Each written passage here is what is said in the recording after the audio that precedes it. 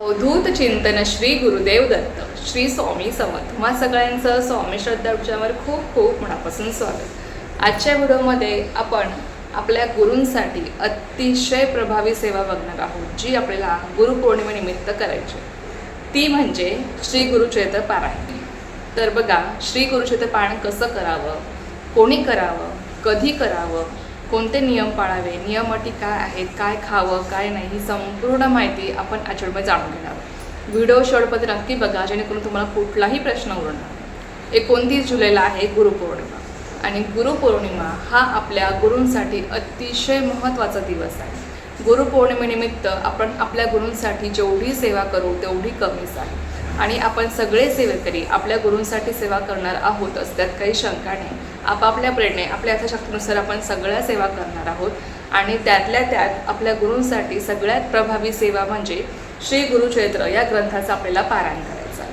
आता हे पारायण कोणी करावं, कसं करावं, आता ही संपूर्ण माहिती आपण आश्रमात बघणार. तर बघा, सगळ्यात प्रथम 29 जुलैला गुरुपौर्णिमा आहे. तर तुम्ही पारायण कधीपासून सुरू करू शकता, तर तुम्ही पारायण हे 22 तारखेपासून ते 29 तारखेपर्यंत तुम्ही करू शकता. म्हणजे बघा, 22 तारखेपासून जर तुम्ही सुरुवात केली पारायणाला, तर अर्थातच बघा, या ग्रंथाचं आपल्याला वैयक्तिक पारायण हे 7 दिवसांसाठी करायचं असतं, आणि याचं उद्यापन आपल्याला 8व्या दिवशी करायचं असतं. म्हणून 22 तारखेपासून तुम्ही सुरुवात केली तर अर्थातच तुमचं 28 तारखेपर्यंत हे पारायण पूर्ण होणार आहे, आणि 29 तारखेला गुरुपौर्णिमा आहे, त्या दिवशी आपण उद्यापन करणार आहोत. तर अर्थातच बघा, तुम्ही 22 तारखेपासून सुरुवात करू शकता.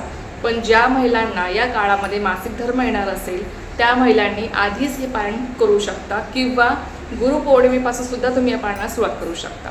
ज्यांना 3 पारायणे करायचे आहेत या ग्रंथाची, त्यांनी कशी करावीत. आता बघा, आजची तारीख फक्त 5 आहे. तुम्ही उद्यापासून सुरू करू शकता, परवापासून तुम्ही सुरू करू शकता, 7 तारखेला सुरुवात करा, 8 तारखेला तुम्ही सुरू करू शकता. टप्प्याटप्प्याने बघा, 7-7 दिवसांसाठी तुम्ही हे पारायण करू शकता. 7 दिवसासाठी पारायण करायचं, 1 दिवस गॅप द्यायचा, पुन्हा दुसऱ्या दिवशी तुम्हाला पारायणाला सुरुवात करायची आहे. असं 7-7 दिवसांचं तुम्ही गुरुपौर्णिमा होईपर्यंत तुम्ही 3 पारायणे सुद्धा या ग्रंथाची करू शकता. म्हणजे तुमच्या यथाशक्तीनुसार तुम्हाला जेवढी पारायणं शक्य आहे तुम्ही तेवढी पारायणे करू शकता. किंवा जर तुम्हाला एकच पारायण करायचं असेल तर तुम्ही 22 तारखेपासून सुरुवात करा, जेणेकरून बघा 29 तारखेला तुमचं उद्यापन येणार आहे. किंवा तुम्ही 7व्या दिवशी सुद्धा उद्यापन करू शकता. म्हणजे बघा, 23 तारखेला गुरुवार सुद्धा आहे.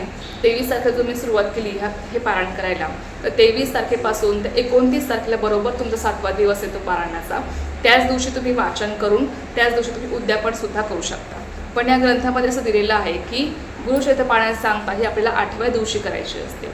म्हणून जर शक्य असेल ना तर 8व्याच दिवशी सांगता करावी. पण जर शक्य नसेल किंवा काही अडचणी असेल, तुम्ही 7व्या दिवशी सुद्धा सांगता करू शकता, काहीच हरकत नाही. तर आता ही माहिती अतिशय महत्त्वाची होती की पारायण आपल्याला कधीपासून सुरू करायचं आहे. तुमच्या यथाशक्तीनुसार आहे. तुम्ही आजपासून हे सुरू करू शकता, उद्यापासूनही तुम्ही सुरू करू शकता. तुम्हाला जेव्हा वाटतंय तेव्हा तुम्ही सुरू करू शकता, असं अजिबात नाही. किंवा ज्यांना आता या महिन्यामध्ये जमणारच नाही पारायण करायला, त्यांनी नंतर पुढच्या महिन्यामध्ये किंवा जेव्हा तुम्हाला वाटतंय, जेव्हा तुम्हाला वेळ आहे तेव्हा तुम्ही हे पारायण करू शकता. असं अजिबात नाही की पारायण आत्ताच करावं, नंतरच करावं. फक्त एक गोष्ट लक्षात ठेवावी की हे पारायण सुरू करताना त्या दिवशी फक्त अमावस्या असू नये, आणि सांगता जेव्हा आपली पारायणाची येणार आहे त्या दिवशी, म्हणजे उद्यापन ज्या दिवशी येणार आहे त्या दिवशी अमावस्या असू नये.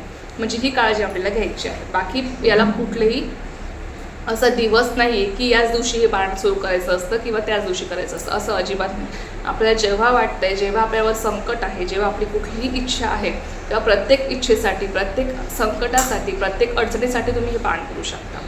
आणि अर्थातच गुरुचरित्र पारायण करणारी व्यक्ती ही मुळात खूप भाग्यवान असते, कारण की दत्त महाराज त्याच्याकडनं इतकं प्रभावी ग्रंथाचं पारायण ते करून घेत असतात. गुरुचरित्र पारायण करणाऱ्या व्यक्तीचे अनेक दोष केवळ या पारायणामुळे नाहीसे होत असतात. मग त्या व्यक्तीला पितृदोष असेल, वास्तुदोष असेल, त्या व्यक्तीच्या कुंडलिकेमध्ये अनेक इतर ग्रहांचे दोष असतील, कुठलेही दोष असू द्या, ते प्रत्येक दोष या पारायणामुळे नाहीसे होतात. इतका प्रभावी ग्रंथ आहे. ज्या घरामध्ये पारायण आहे तिथे कधीच वाईट शक्ती, निगेटिव्ह एनर्जी तिथे राहू शकत नाही. इतका प्रभावी आणि इतका प्रभावी हा ग्रंथ आहे. इतकी ताकद या ग्रंथामध्ये आहे. जेव्हा हे पारायण आपण आपल्या घरात करतो तेव्हा साक्षात दत्त महाराज सूक्ष्म रूपामध्ये आपल्या घरात वास करत असतात. म्हणून या ग्रंथाचे काही नियम आहेत, काही अटी आहेत, आणि म्हणूनच या ग्रंथाचं पारायण करताना आपल्याला काही नियम पाळणं आवश्यक असतं. आता तुम्हाला समजलं असेल की आपल्याला पारायण कधीपासून सुरू करायचं आहे. तर अर्थातच बघा, तुम्ही जर 22 तारखेपासून सुरू करणार असाल किंवा 23 तारखेपासून सुरू करणार असाल हे पारायण, तर अर्थातच तुम्हाला आदल्या दिवशी म्हणजे 1 दिवस अगोदर तुम्हाला 1 गाय आणि 4 कुत्र्यांना तुम्हाला गव्हाच्या पिठाच्या चाणक्या करून खाऊ घालायच्या, म्हणजे छोटे छोटे चपात्या करायच्या, त्या चपात्या तुम्हाला खाऊ घालायच्या, जेणेकरून आपण त्यांना आमंत्रण देत असतो. त्यानंतर दुसऱ्या दिवशी तुम्ही हे पारायण सुरू करू शकता. अर्थात तुमच्या जवळपास जर स्वामींचं मंदिर असेल, केंद्र असेल, मठ असेल किंवा दत्त महाराजांचं मंदिर असेल, तुम्ही तिथे जाऊन नारळ खडीसाखर ठेवा, महाराजांना प्रार्थना करा की महाराज मी हे पारायण करत आहे, तुमची जी काही इच्छा आहे तुम्ही महाराजांना सांगा आणि माझ्या या इच्छेसाठी मी हे पारायण करत आहे, माझ्याकडनं ही सेवा तुम्ही निर्विघ्नपणे पूर्ण करून घ्या, अशी तुम्हाला प्रार्थना करायची आहे आणि तुम्हाला घरी यायचं आहे. जर तुम्हाला वेळ मिळाला नाही महाराजांच्या मंदिरात, केंद्रात, मठात जायला, तर अशा वेळेस तुम्ही आपल्या घरीच स्वामींसमोर बसून किंवा दत्त महाराजांची मूर्ती तुमच्याकडे असेल, फोटो असेल, तुम्ही त्यांच्यासमोर नारळ खडीसाखर ठेवू शकता आणि तुम्ही त्यांना प्रार्थना करू शकता की महाराज माझ्याकडनं हे पारायण तुम्ही निर्विघ्नपणे पूर्ण करून घ्या.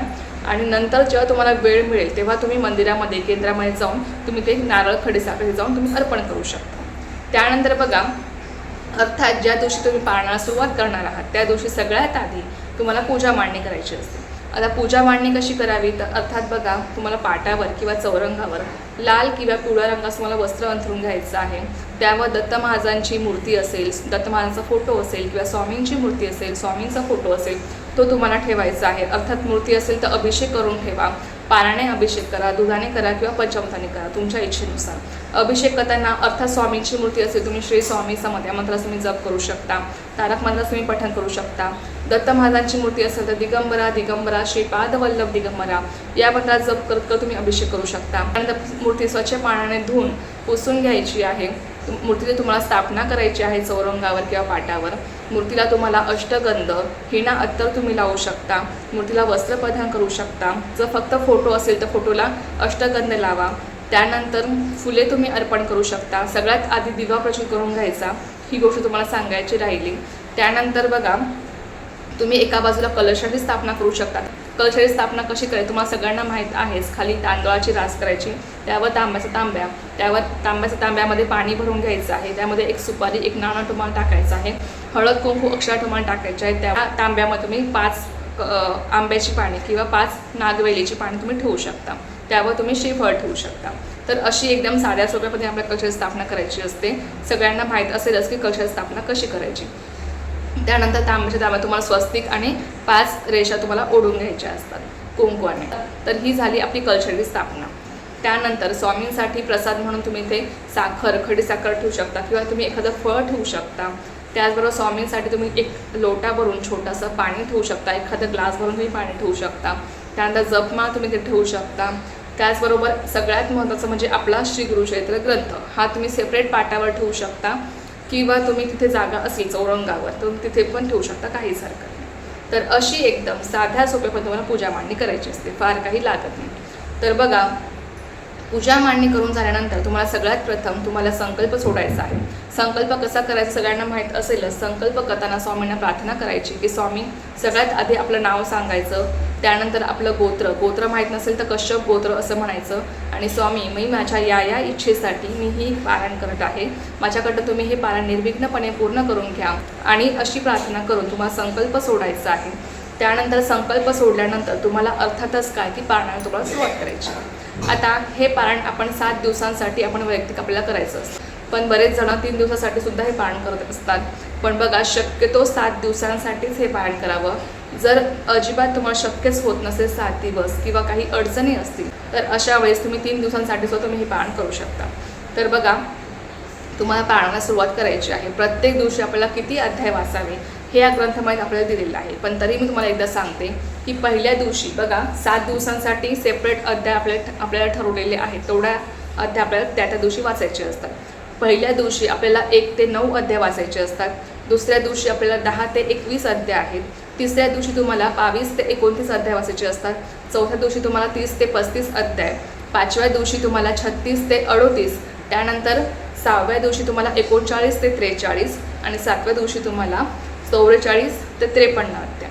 असा 53 अध्यायांचा आपला हा ग्रंथ आहे आणि 7ही दिवसांमध्ये आपल्याला असे अध्याय आहेत जे आपल्याला वाचायचे असतात. त्यानंतर 7व्या दिवशीच तुम्ही उद्यापन करू शकता किंवा 8व्या दिवशीही तुम्ही उद्यापन करू शकता.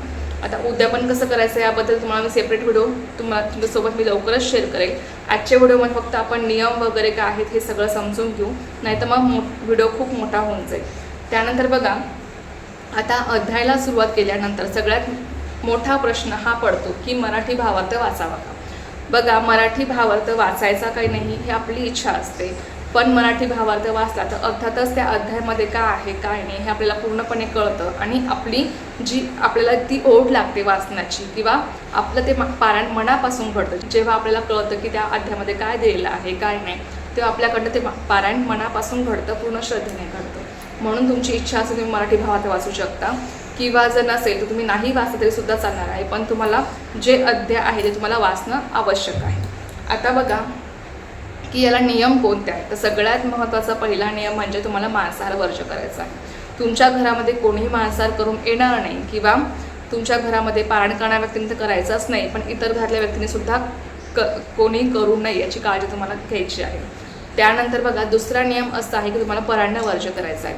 तुम्हाला पारायण करणाऱ्या व्यक्तीने परान्न वर्ज करावं. दुसऱ्यांच्या घरचं अन्न तुम्हाला चुकूनही खायचं नाही आहे. त्याचबरोबर बघा, कधी कधी असं होतं की पुरुष मंडळी पारायणाला बसतात आणि त्यांच्या पत्नीला मग मासिक धर्म आला, मग अशा वेळेस काय करावं हे सुचत नाही. मग अशा वेळेस ते शाकाहारी हॉटेलमधलं स्वखर्चाने जाऊन जेवण करू शकता, काहीच हरकत नाही, कारण तिथे आपण पैसे देत असतो. तर हा एक नियम आहे जो तुम्ही पाळू शकता. त्यानंतर बघा, तिसरा नियम की तुम्हाला ब्रह्मचर्याचं पालन करायचं आहे, कडकडीत ब्रह्मचर्याचं पालन करायचं आहे. चौथा नियम असा आहे की पुरुषांनी पारायण काळामध्ये दाढी वाढवू नये, स्वतःच्या हाताने तुम्हाला दाढी करायची असते.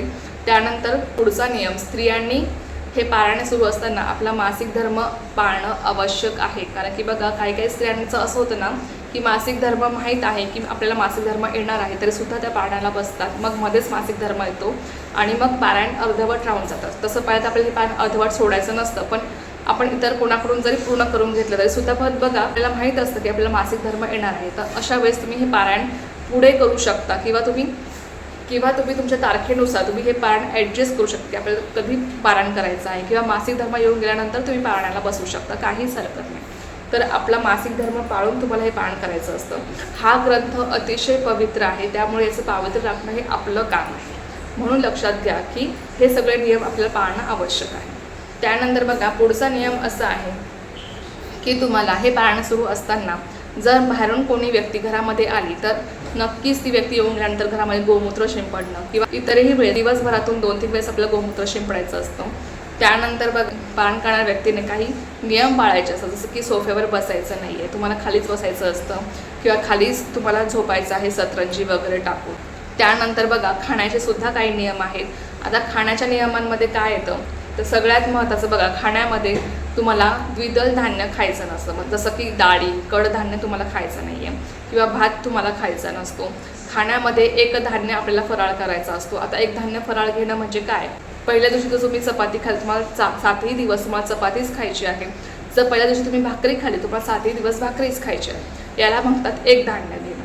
आता तुम्ही भाज्या ज्या आहेत तुम्ही अदलून बदलून खाऊ शकता. आता भाज्यामध्ये काय काय भाज्या तुम्ही खाऊ शकता, तर सगळ्यात महत्त्वाचं तुम्ही बटाटा, कोबी, गिलके, दोडके, फुलकोबी किंवा पालेभाज्यामध्ये मग तुम्ही पालक खाऊ शकता, मेथी खाऊ शकता. बघा, त्याचबरोबर बघा, तुम्ही ताक घेऊ शकता, दही तुम्ही खाऊ शकता, दूध तुम्ही घेऊ शकता, फळे तुम्ही कोणतीही खाऊ शकता, काहीच हरकत नाही. जेव्हा तुम्हाला या पारायण काळामध्ये उपवास असेल, मध्ये तुमचा उपवास आला तर काय खावं, तुम्ही साबुदाण्याची खिचडी खाऊ शकता, दूध घेऊ शकता, फळे घेऊ शकता, म्हणजे हे पदार्थ तुम्ही खाऊ शकता. बघा, फार नियम नाही आहेत, फक्त जे काही नियम आहेत ते अगदी कटाक्षाने पाळा. अगदी साधे सोपे नियम आहेत. आपण जेव्हा पाळायला सुरुवात करतो तेव्हा आपल्याला सुद्धा आठवत नाही की आपण हे नियम पाळत आहोत आणि ते आपलं पाळण अगदी व्यवस्थितरित्या 7ही दिवस पूर्ण होतं आणि आठवत सुद्धा नाही की कधी आपले 7 दिवस निघून गेले पारायणाचे. इतकं सुंदर वाटतं या पारायण काळामध्ये. फक्त आपल्याकडनं नियम व्यवस्थितपणे पाळले गेले पाहिजे आणि अजिबात कंजूशी करायची नाही नियम पाळण्यामध्ये किंवा कुठलीही सेवा करण्यामध्ये. त्यानंतर भाज्या करताना तुम्हाला कांदा लसूण वर्ज करायचा असतो. फक्त तुम्हाला जिरे, तिखट, मीठ टाकून तुम्हाला फोडणी द्यायची आहे आणि तुम्हाला भाजी बनवायची असते. कांदा लसूण तुम्हाला पूर्णपणे वर्ज करायचं असतो. तर हे जे काही नियम आहेत खाण्याचे तुम्हाला पाळायचे असतात. त्याचबरोबर बेकरी फूड्स वगैरे असं तुम्हाला काहीही खायचं नाही आहे. तुम्ही चहा घेऊ शकता, कॉफी घेऊ शकता, पण बाकी इतर कुठलेही पदार्थ बाहेरचे तुम्ही खाऊ शकत नाही. तर हा एक नियम आहे जो तुम्हाला पाळायचा आहे. त्याचबरोबर बघा, आता पुढचा नियम असा आहे की हे पारायण सुरू असताना तुम्हाला रोज संध्याकाळी झोपेच्या अगोदर विष्णू सहस्रनाम स्तोत्र तुम्हाला वाचणं अनिवार्य आहे. कारण की त्यामुळे आपल्याकडनं कळत नकळत दिवसभरातून काही चुका घडतात, त्याचं त्या पापाचं शमन होत असतं. म्हणून तुम्हाला विष्णू सहस्रनाम स्तोत्र झोपण्याच्या अगोदर वाचायचं आहे. हा एक खूप मोठा नियम आहे जो आपल्याला पाळायचा असतो. त्यानंतर झोपताना असं या ग्रंथामध्ये सांगितलं आहे की झोपताना शक्यतो डाव्या कुशीवर झोपावं, जेणेकरून आपल्या संकल्पबुद्धीच्या दृष्टीने आपल्याला दत्त महाराज काही ना काही संकेत देत असतात. नंतर तुम्ही तुमची कुशी बदलू शकता, पण प्रयत्न करा की डाव्या कुशीवर झोपायचा. त्यानंतर हे पारायण सुरू असताना तुम्हाला कुठल्याही अंत्यविधीस जायचं नाही आहे. जर तुमच्या घरात सुतक विटाळ आला, तुम्हाला हे पारायण दुसऱ्या व्यक्तींकडनं म्हणजे तुमच्या शेजाऱ्यांकडनं तुम्ही पूर्ण करून घेऊ शकता, किंवा एखाद्या ब्राह्मणाला बोलून तुम्ही हे पारायण पूर्ण करून घेऊ शकता. हे पारायण आपण मध्येच सोडू शकत नाही. हे पारायण आपलं जर सुरू केलं तर आपल्याला ते पूर्ण करून घ्यावंच लागतं. जर स्त्रियांना मासिक धर्म आला तर त्यांनी हे पारायण घरातल्या इतर व्यक्तींकडनं तुम्ही पूर्ण करून घेऊ शकता, किंवा जर तुम्हाला सूतक आलं, वेटाळा आला, तर अशा वेळेस तुम्ही तुमच्या शेजाऱ्यांकडनं किंवा एखाद्या ब्राह्मणाला बोलून तुम्ही हे पारायण पूर्ण करून घेऊ शकता. हे पारायण तुम्हाला मध्येच सोडता येतं. हा या पारायणाचा एक खूप मोठा नियम आहे जो आपल्याला पाळायचा असतो. सकाळ आणि संध्याकाळ तुम्हाला दत्त महाराजांची, स्वामी महाराजांची, आपल्या कुलदेवीची आरती तुम्हाला करायची असते हे पारायण सुरू असताना. जर तुम्हाला दोन्ही वेळेस आरती करणं शक्य नसेल, काही काहींना जॉबमुळे नाही शक्य होत, मग तुम्ही एकतरी वेळेस म्हणजे तुमची एक वेळ ठरवून घ्या, सकाळी करायची की संध्याकाळी करायची. एकतरी वेळेस तुमच्याकडनं नैवेद्य दाखवून तुमच्याकडनं आरती झाली पाहिजे. नैवेद्य काय दाखवावा? जो पारायण करणारा व्यक्ती जे स्वतः खाणार आहे, जे तो खाणार आहे स्वतः, जी भाजी भाकरी किंवा जी भाजी चपाती, तोच नैवेद्य तुम्हाला दाखवायचा आहे आणि आरती तुम्हाला करायची असते. तर अशापर्यंत तुम्हाला हे पारायण करायचं आहे. त्यानंतर पुढचा नियम असा आहे बघा, दररोज तुम्हाला अध्याय वाचण्याच्या अगोदर काही सेवा करायच्या असतात. मग त्या सेवांमध्ये एक माळ श्री स्वामी समर्थ या मंत्राचा तुम्हाला जप करायचा असतो, एक माळ तुम्हाला गायत्री मंत्र जप करायचा असतो, एक वेळेस गणपती अथवा शिष्य आणि एक वेळेस स्वामी स्तवन. या सगळ्या सेवा यामध्ये दिलेल्या आहेत. हा गुरुचरित्र ग्रंथ तुमच्याकडे जर असेल दिंडोरी प्रणित, तर यामध्ये सगळ्या सेवा दिलेल्या आहेत. यामध्ये बघा श्री स्वामी स्तवन दिलेलं आहे. हे तुम्हाला कधी वाचायचं आहे? जेव्हा तुम्ही रोज अध्याय वाचायला म्हणजे पारायण करायला तुम्ही बसणार, तेव्हा तुम्हाला आधी या सेवा करायच्या असतात आणि त्यानंतर तुम्हाला अध्यायाला सुरुवात करायची असते, लक्षात घ्या. त्यानंतर बघा इथे गणपती अथवा शिष्य पण तुम्हाला दिलेलं आहे, आणि एक माळ तुम्हाला गायत्री मंत्र आणि एक माळ श्री स्वामी समर्थ. या 4 सेवा करून तुम्हाला अध्यायाला सुरुवात करायची असते. त्यानंतर हे पारायण तुम्ही पहाटे 3 वाजल्यापासून ते दुपारी 4 पर्यंत तुम्ही करू शकता. फक्त दुपारची जी 12 ते 12:30 ही वेळ आहे ती दत्त महाराजांच्या भिक्षेची वेळ आहे. त्यामुळे या काळामध्ये कोणतीही सेवा करू नये असं आपल्याला सांगितलं आहे दत्त महाराजांची. त्यामुळे या काळामध्ये तुम्हाला कुठलीही सेवा किंवा हे पारायण तुम्हाला बंद ठेवायचं आहे. तुम्ही एक तर पहाटे 3 वाजेपासून दुपारी 4 पर्यंत तुम्ही हे पारायण वाचू शकता, पण दुपारी 12 ते 12:30 वाचन आपल्याला बंद ठेवायचं. हे सगळे नियम आहेत जे आपल्याला हे पारायण करताना वाचायचे. तुम्हाला नियम समजले असतीलच, फार काही अवघड नाही, साधे सोपे नियम आहेत, फक्त व्यवस्थित पाळण्याचा प्रयत्न करा. बरोबर, हे पारायण सुरू असताना आपल्या नित्यसेवेमध्ये पण तुम्हाला खंड पडू द्यायचा. जी आपली स्वामीची रोजची नित्यसेवा आहे, 11 माळी श्री स्वामी समर्थ किंवा 3 अध्याय स्वामीच्या सारामृताचे क्रमशः आपण वाचत असतो, ही नित्यसेवासुद्धा आपल्याला सुरूच ठेवायची असते. नित्यसेवेमध्ये खंड पडू देऊ नये. कुठलीही सेवा तुम्ही करता, कुठलंही पारायण तुम्ही करता, तेव्हा नित्यसेवेमध्ये आपला खंड पडायला नको, ही काळजी तुम्हाला घ्यायची आहे. तर अशापर्यंत तुम्हाला हे पारायण करायचं आहे. तुम्हाला ही माहिती पूर्ण समजली असेलच की नियम अटी कोणते आहेत, काय आहेत, हे पारायण तुम्हाला कसं करायचं आहे. अजूनही तुम्हाला यामध्ये काही डाऊट असेल तुम्ही मला कमेंट बॉक्समध्ये विचारू शकता. तर चला, ही एक अत्यंत महत्त्वाची माहिती होती जी तुमच्यासोबत शेअर करायची होती. झालेली सेवा मी स्वामींच्या रुजू करते आणि आजचा व्हिडिओ इथेच थांबवते. तुम्हाला जी माहिती आवडली असेल तर व्हिडिओला लाईक शेअर सबस्क्राईब करायला विसरू नका. पुन्हा भेटूया अशाच एका नवीन व्हिडिओसोबत किंवा विषयासोबत. तो पण सर्वांना श्री स्वामी समर्थ. जय जय स्वामी समर्थ.